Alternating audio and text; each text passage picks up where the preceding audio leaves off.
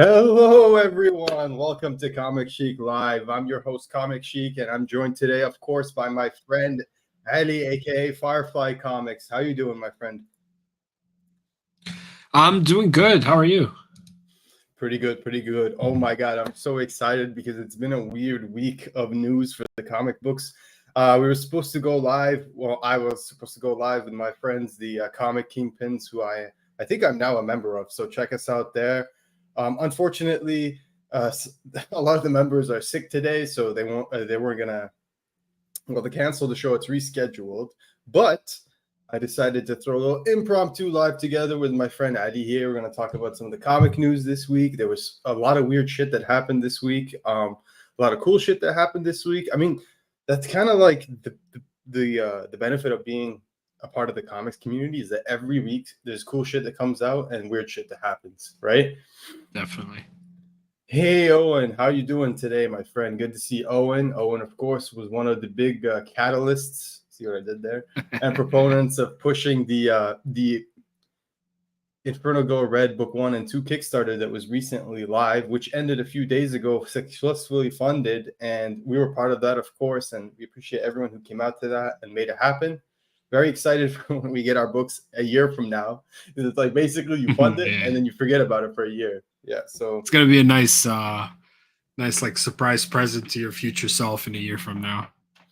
For sure, for sure. So, ladies and gentlemen, we have some news today for you. And since this is the first segment of Comicsheik Live, it was thrown together a little bit impromptu, a little bit last minute, because even though we had some things planned, it's just been a really busy few weeks for us. So it's going to follow some of the similar format of some of the other episodes we've done that are videos, but we're going to try to make it shorter, more concise, more fun. And of course, we're going to interact with all the community members and our friends and everybody. So hell yeah. Yes, I am glad to see IGR Book 2 is fully funded. So what we're going to do here is we've got some... Oh, I have to add some slides. So we've got some slides coming up in a second here. And of course, we've got some news to cover. But first of all, how's your week been, Adi? It's been pretty busy with just life and work and everything.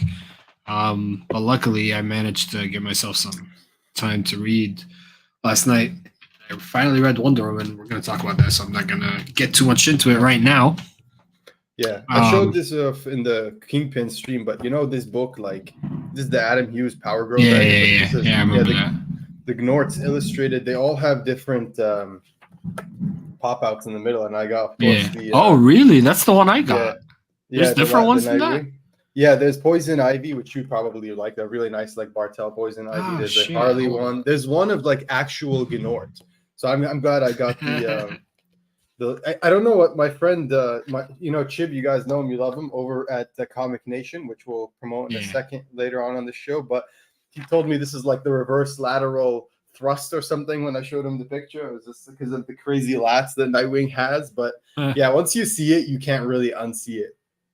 Anyway, so let's look at some of the news for this week.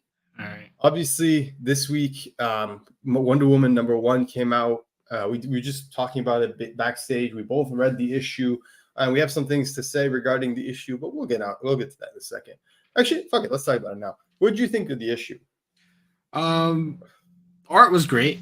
Sampre has proven himself before, especially with the last Crisis event was great and the art was great in this one. But as far as the issue itself, it was fun. I read the last few arcs of the previous Wonder Woman run. They kind of like teetered off. I got bored towards the end, but I wanted to finish it so that I can like start this one fresh. But I liked it. I just wish they didn't. Are we talking spoilers? Yeah, we can talk spoilers. Yeah, I just wish they didn't reveal what was his name? The Sovereign? Yeah, the Sovereign. I just I wish they didn't reveal him for at least like another issue or two. It just felt like it was way too soon to reveal kind of the man behind everything right from the first issue. Other than that, I enjoyed it. What about you? Yeah, they teased him in 700 or 800, and then like they finally showed him, and he just like looked exactly like a normal monarch, which I guess we'll see how that like plays into everything. I'm saying I unfortunately couldn't get my books for what I guess is now last week, but soon.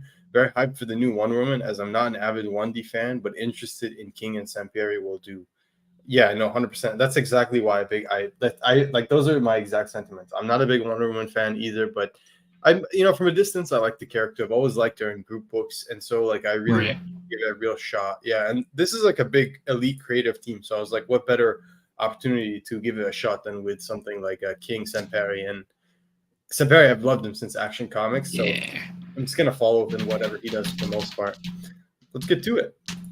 So yeah, slide one, Comic Nation US guys. We all you know him, you love him, and I know some of you guys are you live in areas that have no close comic book shops, and so it's difficult to either find the time to go to the comic book shop if it's like an hour drive or within that time range, or if it's just like certain issues or whatnot. Well, here's a fantastic comic book store that's online. They'll take care of all your needs. They give you already 15% off on FOC discount, and you can use our code Radiant Black Podcast. Who are those guys? Well, that's another show that we do about Radiant Black and all things Massiverse. It's excellent. Check it out if you haven't. Check out Radiant Black if you haven't.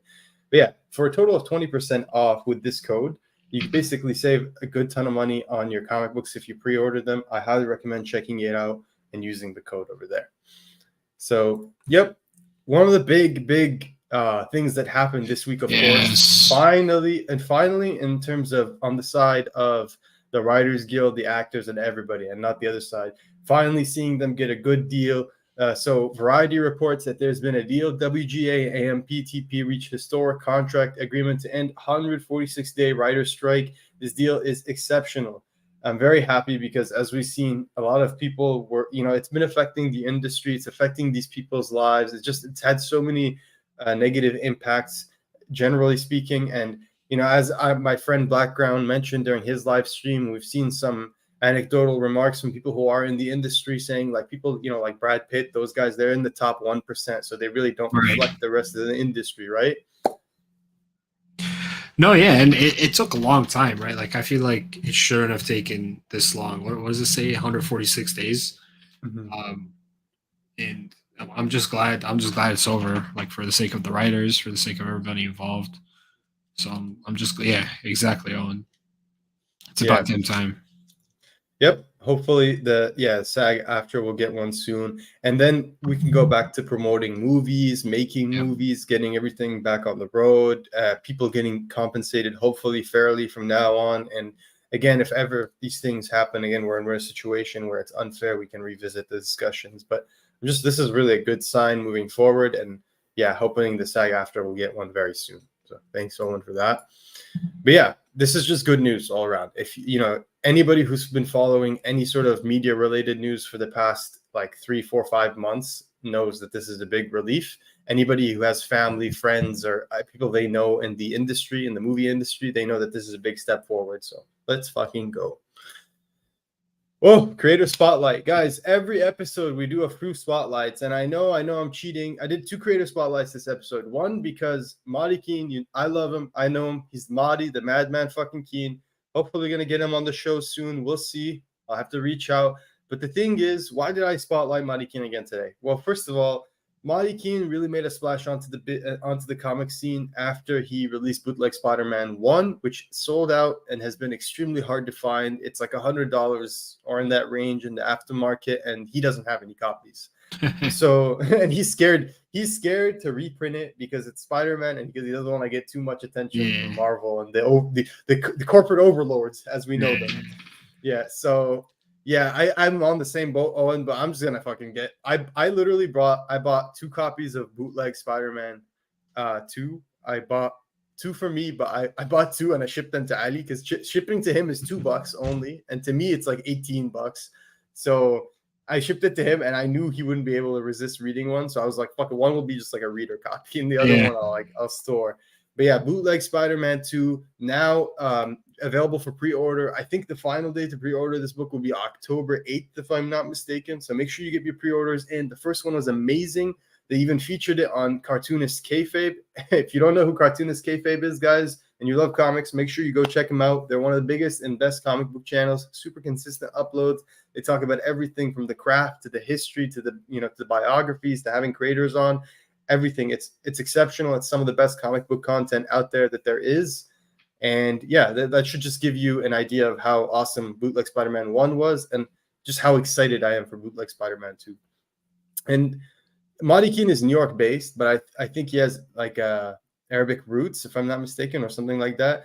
Algerian roots, maybe. I don't remember exactly, but I look at the instead of just the bootleg Spider-Man, he's at a lot of the big conventions as well. So if you go to any of the big conventions in America, you'll probably see him there. But you can see here on the top right some of his creator-owned work. So he's really prolific. He produces a lot of work pretty quickly, and it's pretty consistent. His ongoing is Steel Streets. It's like a RoboCop Ninja Turtle tribute. It's like his take on it, and it's fantastic. I could not recommend it enough. So that picture in the middle, that's him literally creating like a diorama for his comic book, because he does all this like funky shit, like make house advertisements that like are set in another universe. Those are my favorite part, I mean? honestly, of the whole book. The ads are super cool. Yeah, they really are. So yeah, I couldn't recommend Mahdi Keen's work enough. But another name I want to spotlight is Drew Craig. So who's Drew Craig? You might have heard of his brother Wes Craig, who's done several comic book work that are pretty popular, including the ongoing Kaya from Image Comics. Really an exceptional comic book in the vein of the Usagi Yojimbos of the world. But there's also the Deadly Class that Wes Craig did with Rick Remender that he's really, really well known for. So Deadly Class is a really exceptional comic book. I haven't read it myself. I think I've read only the very first trade paperback, and I really liked it, but I don't know enough to speak about it on the whole thing. But what I hear is that it's exceptional. A lot of people say it's one of the best Image titles.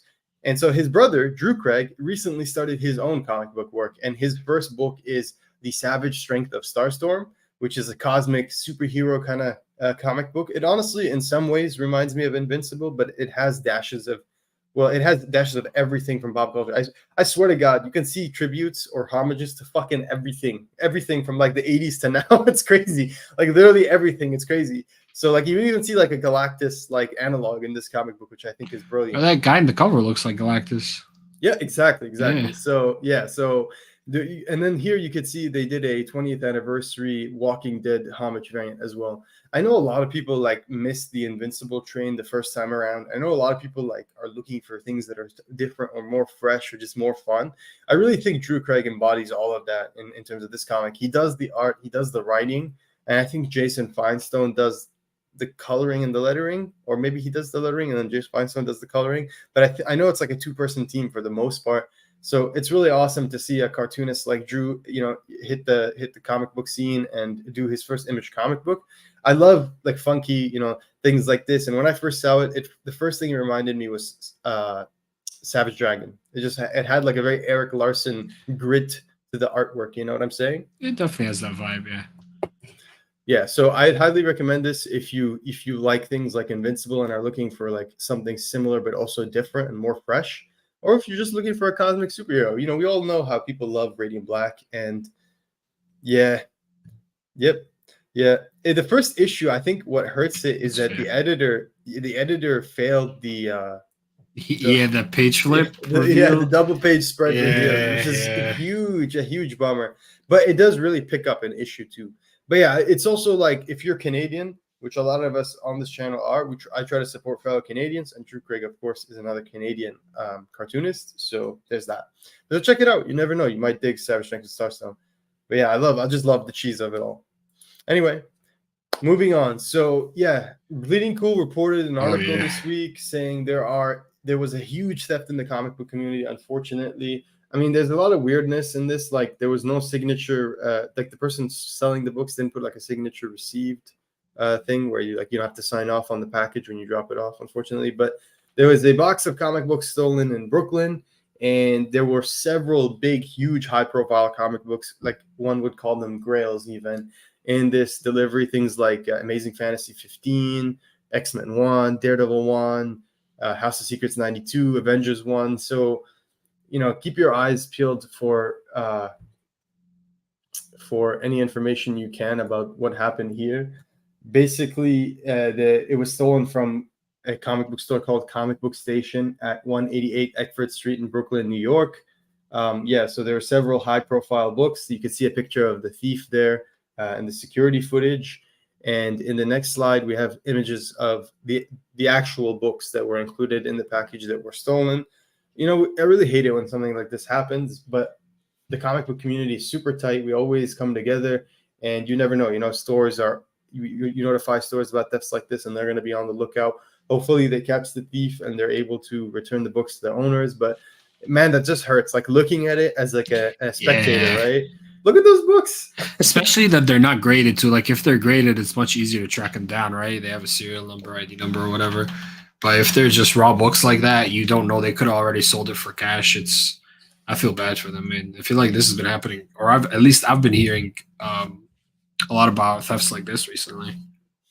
Agreed. It's been crazy, and I really hope that, you know, we can just tighten up security. I know it sucks for everybody involved. Like, I guess in the future, if you're buying high-profile comics, I don't want to speak on what happened here between the dealer and the seller because I really don't know. But make sure you sign off on signature, like verified delivery, especially when it comes to books like this. Like, don't want to take any chances. I saw a lot of people saying like I go pick them up or something. It's like I mean, this is a lot of big books for one like deal, right? That's a lot of big books. Steal a graded one, just crack that guy out and sell. Yeah, that's if they don't like damage the book, crack it out. Like don't give them any ideas. Yeah, true. We want to help these guys. But yeah, so just be on the lookout, comic community, especially if you're in the New York area. Make sure that if you see something suspicious, you notify the authorities, notify the dealers, the right people. There is an email on the Bleeding Cool article. It says the person who it says if you have any knowledge of the whereabouts of these comics, contact Shauna McGee at well, there's an email. I'm not gonna say it, but if you have any news, make sure you check out that article. So moving on. Yeah, so we're getting close to the end here, but one thing I noticed that was really cool is Bleeding Cool also reported this. So shout out Bleeding Cool, some good articles in the last few days. Rich Johnston over there, been doing it for a minute, of course. And, you know, a lot of people love Scarlet Witch. I feel like it's one of the more characters that took off in the last like 5-10 years or so because of Elizabeth Olsen and her amazing performances in the MCU, just also her, you know, how much she's been in the MCU projects, things like WandaVision and everything. Are you gonna be picking this up? Yeah, I've been reading all of Scarlet Witch so far, but the middle two covers are amazing to me. I'm gonna get each of the two covers in the middle, and the season's been pretty good so far. I mean, like it's been nothing crazy. I don't know if you've been reading it, but it's been nice.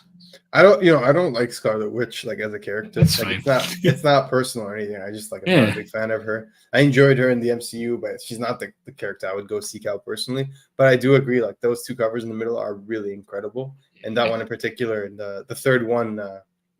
You know who did that one? The orange one, the orange background. I can't tell, but it looks like a Moon Knight homage cover. It is. It's one of the. There's a lot of series that are doing the Death of Moon Knight covers. That's probably one of them. Yeah, it reminds me a lot of a Moon Knight cover I've seen before, so I think it is a homage. Oh, it might be. What's her name?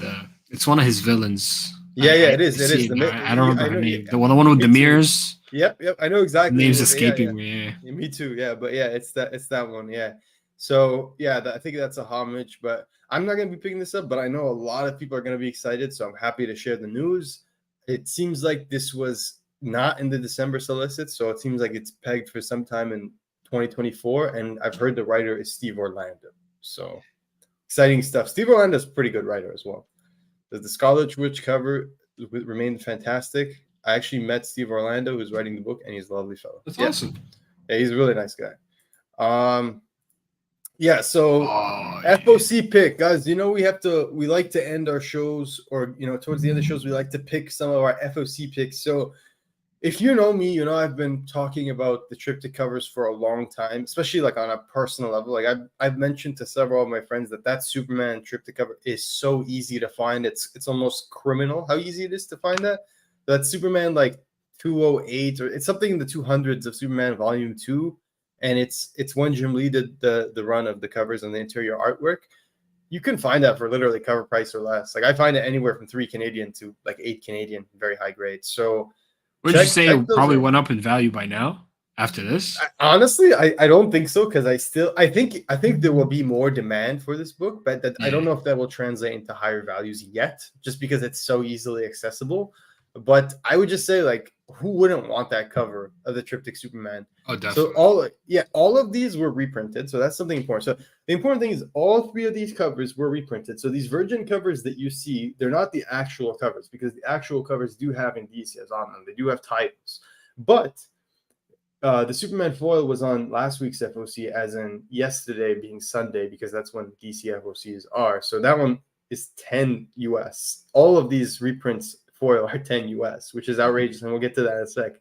The Batman one is, of course, iconic. That's the Batman number 608 second print Jim Lee cover. That was a very low print cover that came out years ago. It caught a lot of people by surprise. It's a key for all intents and purposes. It sells for a decent amount of money, both in raw and high grade. And it's a cover that's iconic. Many people love it. Many people have artwork of it. Many people have been trying to get it. So the fact that they reprinted that, for us collectors who don't have it, myself included, it's been a blessing, because then I can get the foil version of that Jim Lee Batman cover. So yeah, the Jim Lee Batman cover that recently came out, it had an error where the pages inside were printed out of order. So it's on FOC again, the second print with the corrected interiors. The Superman was on FOC yesterday as a reprint as well, with the foil virgin version. Wow. And then the Wonder Woman is the first one that's actually not a reprint. So the Wonder Woman cover you can see on the right here, the Dawn of DC, that's the actual cover. That's $5. The fucking foil version is $10. So DC, getting greedy, DC. Jim Lee, I know. I mean, you this know isn't new. They've been doing these foils for a while. No, but the foils have always been $2 US more than the actual cover. Like $7.99, right? Oh shit! Look who it is! It's Black Crown Comics, ladies and gentlemen. Make sure you subscribe to Black Crown Comics. Make sure you check out his channel. Incredible stuff. New guests every week. Man puts on a damn good show, and he's actually going to be the first live guest that we have on this show. And of course, we had to do a Canuck, so he's going to be coming at some point soon. Haven't scheduled it yet, but it's going to be soon. We had to reschedule because of something that came up, but very soon, guys. I'm excited. Yes, I'm so happy we get the DC Trinity covers. But yeah, the Wonder Woman I think has long-term potential because A, it's not a reprint. B, there's a foil FOC, there's a foil version, oh my god, on FOC as well, but it's double the price. So it's like I don't know how many stores are gonna go hard on it. And it's sold out. $10, bro. $10 for that, bro. This is 5. This is 10. And just for the record, DC's never done this before except with these 3 foils. All the other DC foil covers are normally $2 more than what the base cover is. So, for example, Jay Garrick Flash has a foil cover on FOC this week, and it's $5.99, whereas the normal cover is $3.99. So it's just I swear they're doing this just because they're greedy and they know they can get away with doing it for the Jim Lee covers, because these covers sell, bro. I don't care what anyone says. I'm like cynical. I think that I'm the kind of guy who thinks that like whenever there's like a printing error, like first of all, how the fuck do you mess up a reprint of a comic book? You're reprinting an old comic book. Like how do you fuck that up? So my speculation is they did that on purpose because they knew people would get the second print. Anyway. Oh, we're going tinfoil like hat now. Yeah, this is like Department of Truth conspiracy style bullshit, right? Going like all the way. But yeah, are you gonna be picking this up? Did you pick any of these up?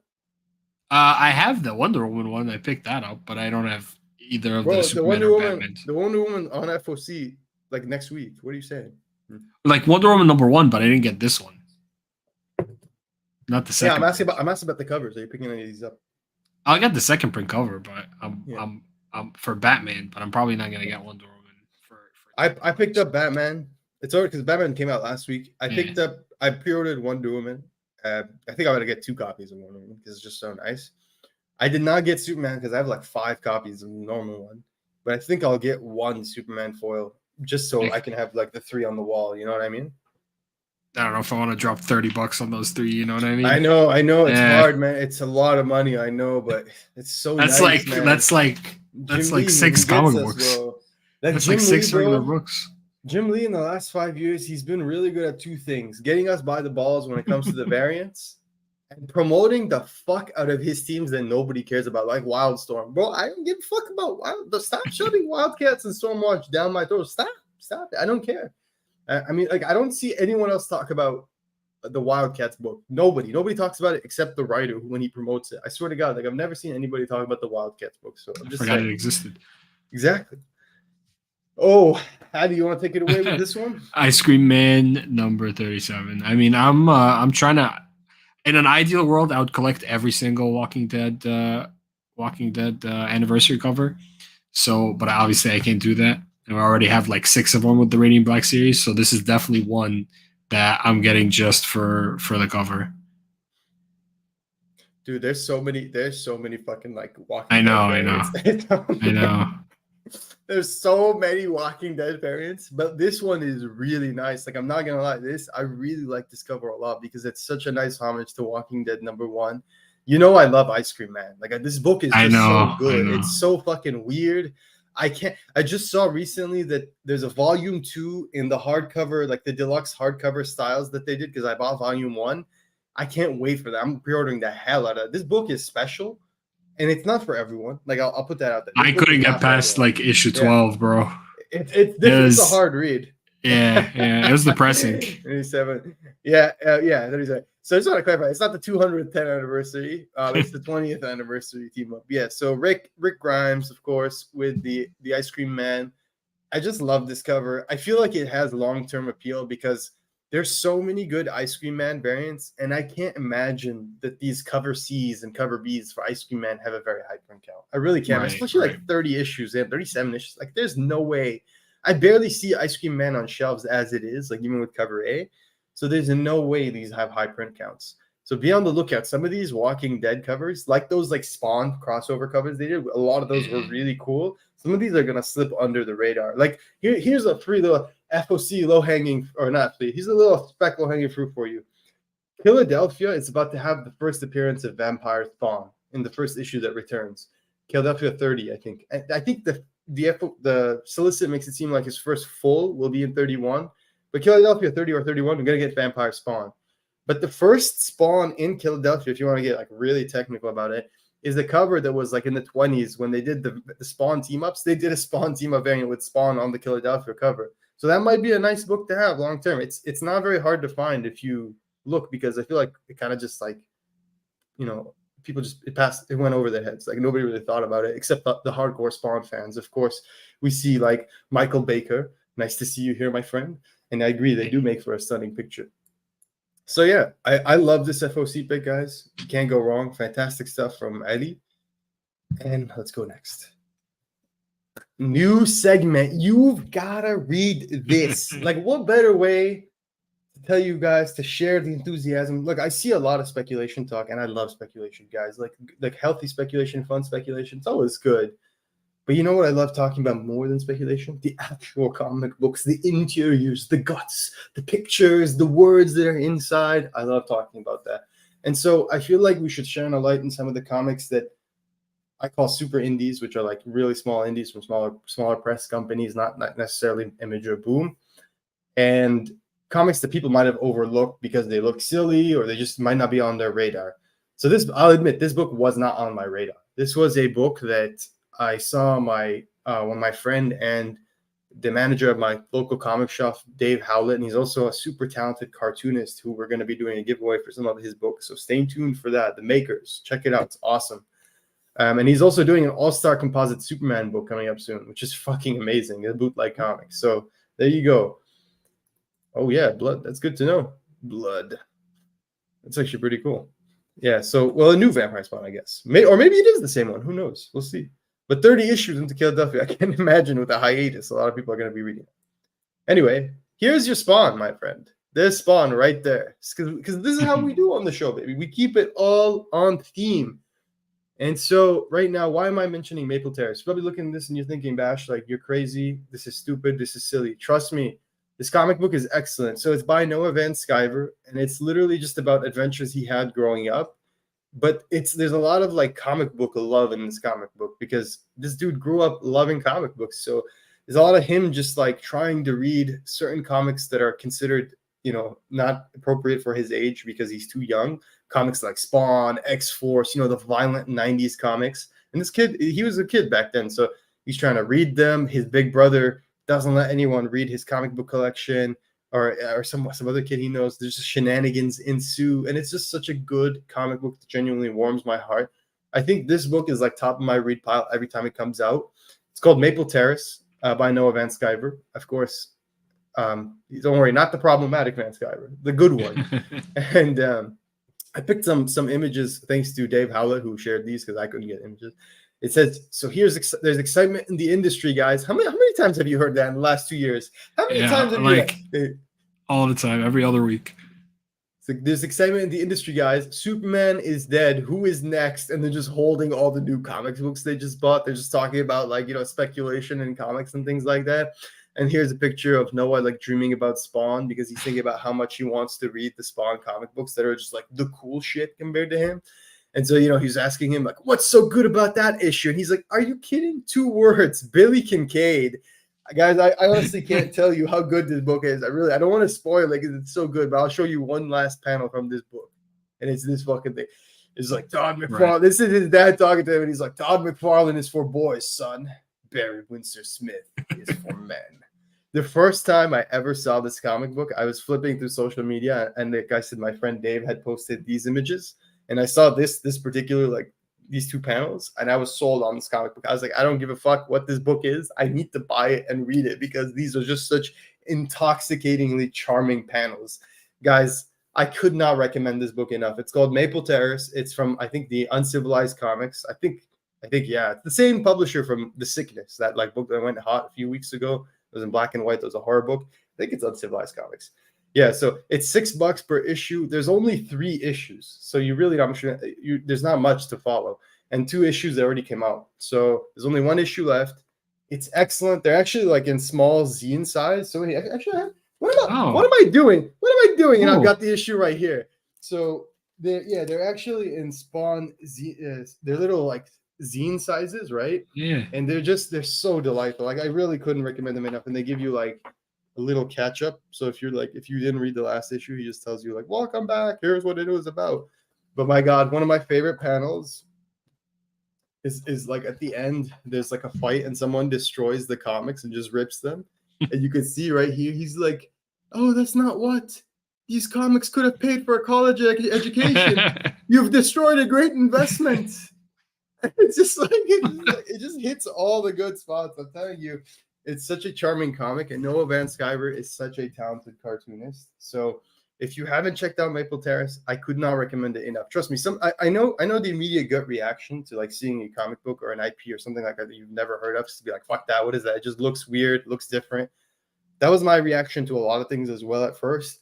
The more and the more I've tried some of these indie books, the more and more I've been surprised. It's really about just the good time between the pages, and this book gives it to you in spades. Really, if you're a 90s kid, I think you're going to love it a lot because you're going to relate a lot to it. But I think anyone who loves comics will appreciate it. So without further ado, that's it for the show, ladies and gentlemen. Before we depart, Adi, anything you want to add? No, it's been a good time. I can't wait to have Black Crown on. Hopefully next episode or the episode after, we'll figure something out. But other than that was fun.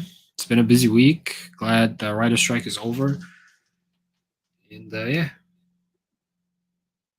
Yes, you can find us at Comicsheik on social media. Adi will make social media for Firefly one day. I'm still bugging him about it. One day, yeah. And you can catch us also at Radiant Black Podcast for all the Massiver stuff. You can catch me on the Comic Kingpins with all the rest of the amazing comic Kingpins that we do shows every week. I love doing that, and I'm very grateful to be a part of that crew now. And yeah, it's just such a good time. One last thing I want to add is I know someone asked me recently about how often we're going to do shows because they want to see some sort of consistency. We're just going through a bit of a tough time at work here, but I'm going to say I'll try to do a show every 10 days. So every 10 days, I'll try to do an upload, but we'll do them more consistently from now on. There's already a few ideas we have coming up about some comic book trivia and other things that we want to do. So stay tuned for that. Anyway, thank you so much, guys, for joining us today. We'll see you next time.